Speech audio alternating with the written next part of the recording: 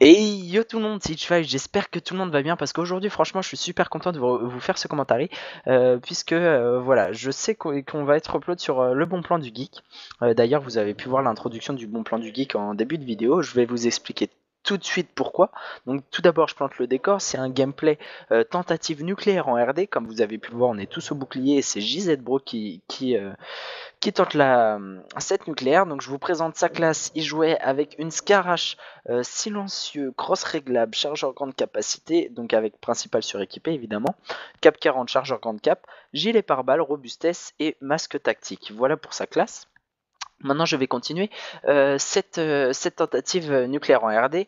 On était donc 5. 5 au bouclier, plus 1 qui tentait. Donc JZBrook, si vous voulez l'ajouter en ami, n'hésitez pas à venir sur ma chaîne. J'ai mis son Steam en description, puisque oui, nous jouons sur PC.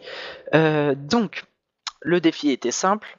Une nucléaire en RD, donc 30 frags en RD. Le truc, c'est qu'il y a un nombre de manches précis à faire, quoi. Enfin, faut au moins qu'il y ait un 3-3, puisque vous savez qu'il y a 6 joueurs, donc 6 x 5, 30, voilà, c'est ça, 6 x 5, 30.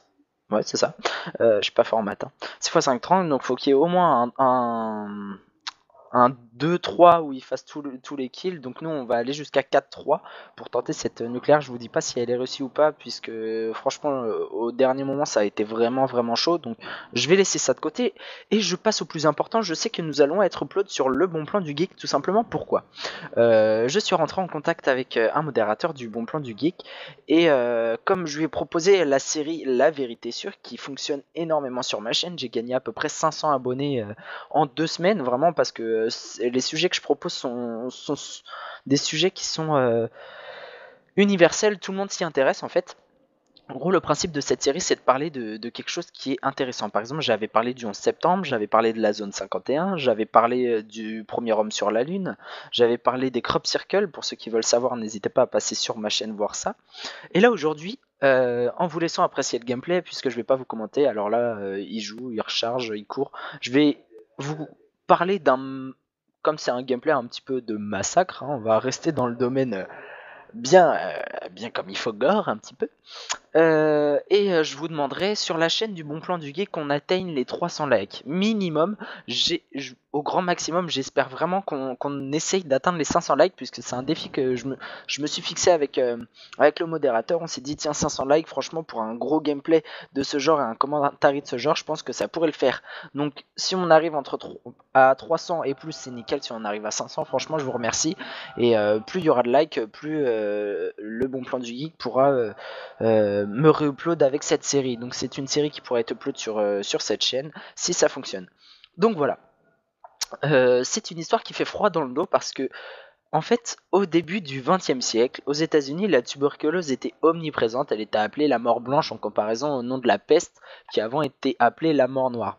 Donc en 1910, pour essayer de contenir cette épidémie, la ville de Louisville a construit un hôpital qui a coûté environ 11 millions de dollars, et cet hôpital, c'est le sanatorium de Waverly Hills. Ce sanatorium, il est un peu spécial puisque c'était le meilleur endroit à l'époque pour guérir la tuberculose. Donc ce sanatorium se trouve aux États-Unis, dans l'état du Kentucky. Et durant 51 ans, il a servi à des expériences dites de chirurgie exploratrice. En gros, les patients étaient victimes d'expériences plus horribles les unes que les autres, et en général, ça engendrait la mort du patient, hein. On va pas se le cacher. Donc c'est devant le nombre élevé de morts que fut construit ce que l'on nomme le tunnel de la mort. Donc ça, je vais y revenir plus tard. Je vais juste vous expliquer un petit peu ce qui se passait là-dedans.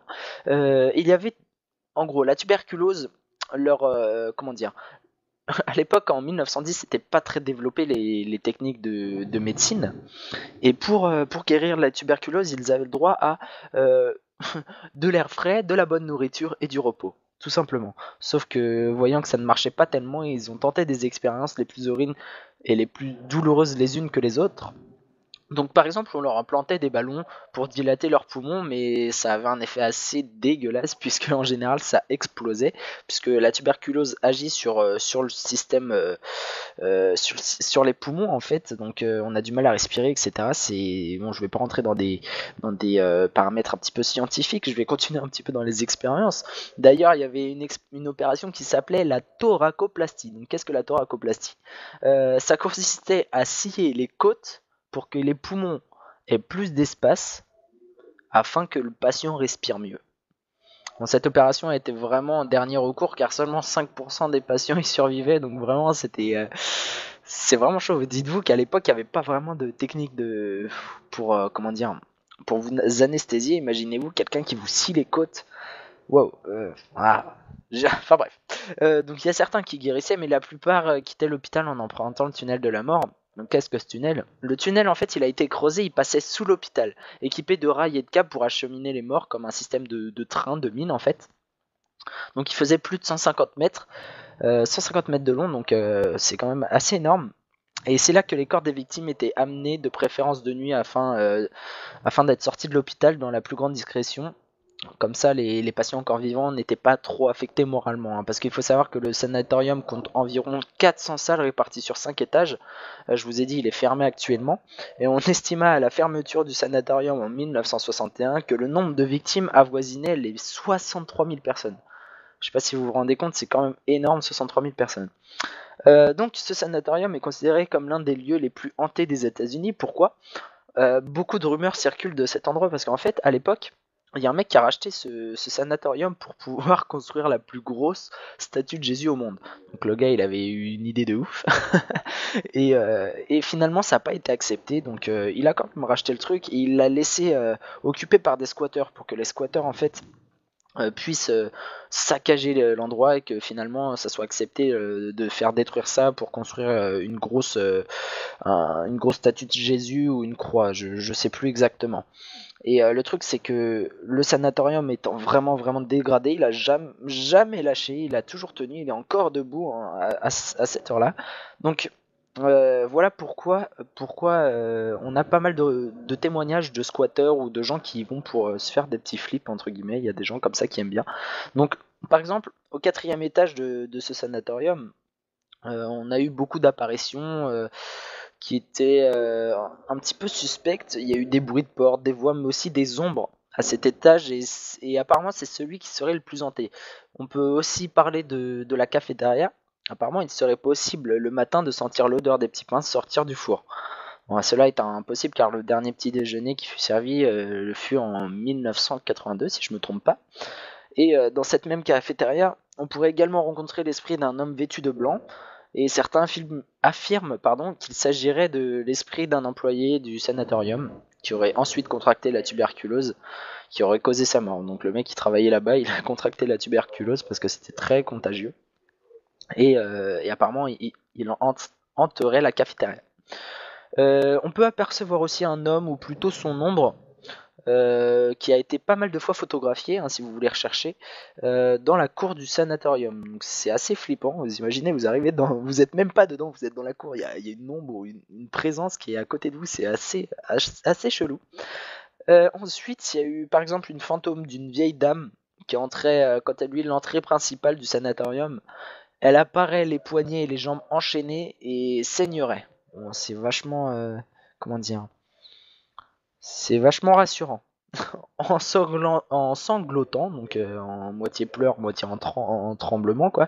Elle réclame de l'aide puis disparaît. Moi, j'irai pas. Personnellement, si vous voulez y aller, vous faites comme vous voulez, hein. Le 3e étage serait quant à lui hanté par le fantôme d'une petite fille, connue sous le nom de Marie. Certains affirment l'avoir vue jouer avec une balle, tandis que d'autres prétendent qu'elle n'a plus d'œil. Sur le toit de l'hôpital, il serait possible d'entendre chanter les enfants, des enfants qui seraient morts en fait, puisque c'était l'air libre, ils avaient le droit de sortir, d'aller sur le toit, sur ce que vous voulez, ils chantaient, et apparemment on entend encore ces chants actuellement. Euh, Encore un fait un petit peu spécial, des lumières ont également été vues, or l'électricité n'a plus été activée dans l'hôpital depuis de nombreuses années, donc c'est assez troublant. Euh, Parmi les pièces les plus hantées du sanatorium, il y a également la chambre 502. Donc la chambre 502, c'est assez spécial. En gros, il y a deux infirmières qui se seraient pendues, et en plus de ces deux infirmières, comment dire, dans cette chambre, il y a une voix qui nous dirait, en fait, quand on entre, il y a une voix qui apparemment dit aux gens qui rentrent de sortir. Et en plus de ça, on peut y voir des ombres. La chambre 502 se trouve au 5e étage de ce sanatorium. Et si le destin tragique de ces deux infirmières qui se seraient pendues n'est pas vraiment véridique, enfin on n'est pas tellement sûr, ce qui est de sûr c'est que en 1928, l'infirmière principale s'est bel et bien pendue dans la chambre. Donc il y a vraiment une personne qui s'est pendue, sûr et certain. Et on sait qu'elle était enceinte, elle avait 29 ans, elle n'avait pas de mari, et à l'époque c'était très très mal vu. Mais l'histoire ne s'arrête pas là, car 4 ans plus tard, en 1932, une infirmière a, elle, sauté de la fenêtre de cette même chambre 502. Donc évidemment, elle n'a pas survécu à la chute, 5 étages, c'est quand même pas rien. Coïncidence ou non, les deux drames ont eu lieu dans la même chambre. Donc après tout ce que je dis, vous pouvez le dire, ouais c'est des conneries ou quoi, n'hésitez pas à aller vous renseigner là-dessus, c'est le sanatorium de Waverly Hills. Pour les curieux, il y a quelques temps, deux frères, les frères Boots et leur ami Shane Dax Taylor, ont décidé de tourner un film dans le sanatorium. Donc ils sont allés avec des caméras là-dedans pour un petit peu voir ce qui s'y passait. Et le film est entièrement sur des faits réels. En gros, c'est tout ce qu'ils ont filmé, c'est pas des montages ou quoi, c'est juste tout ce qui s'est passé quoi. Et pour ceux qui veulent voir le film, ça s'appelle Death Tunnel, donc D-E-A-T-H comme la mort, et Tunnel T-U-2-N-E-L. Donc ça c'est pour tous ceux qui veulent aller voir ça. Donc le gameplay, oui, le gameplay touche bientôt à sa fin. On voit que JZ Brock est quand même en bonne série, je sais pas exactement à combien il est, je crois qu'il doit être à 28 peut-être. Je vais pas dire de bêtises, donc je vais vous commenter la fin du gameplay. Je vous demande vraiment d'essayer d'atteindre les 500 likes sur la chaîne du Bon Plan du Geek. J'espère vraiment enfin voilà, Nucléaire, j'espère vraiment que ça vous plaira et que vous likerez un maximum pour que cette série continue à être upload sur le Bon Plan du Geek. N'hésitez pas à lâcher un like, commenter sur cette affaire, me proposer des sujets pour le prochain épisode. Je regarderai tous les commentaires du Bon Plan du Geek pour prendre le prochain sujet. N'hésitez pas à venir vous abonner. J'ai un Facebook, un Twitter, et ajouter JZ Brook sur Steam. Il sera en description sur la vidéo qui est sur ma chaîne. En tout cas, portez-vous bien.